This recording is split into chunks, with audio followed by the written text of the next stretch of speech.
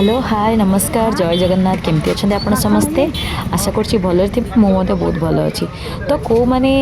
चाट खाइबा को भल पाती मत फास्ट कहतु तो तापर मुझे गोटे एमती लोकेशन देवी जो मैंने भुवनेश्वर रोचान आपण भुवनेश्वर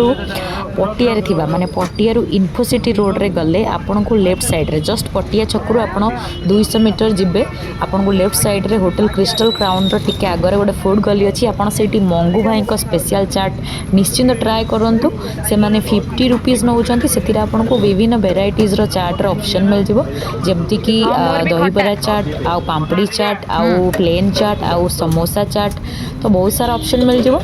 आउ ता सहित आपण ट्रस्ट मी आपण तांकर 50 रुपीज ना बिल्कुल वर्थ गिविंग तो आप जब गोटे 50 रुपीज पे करते अमाउंट रे चाट देवे ना आप दुई जन खाईदे से आप पार्सल कर बहुत पाइबे आउ सेठी खाइले बहुत खाई पारे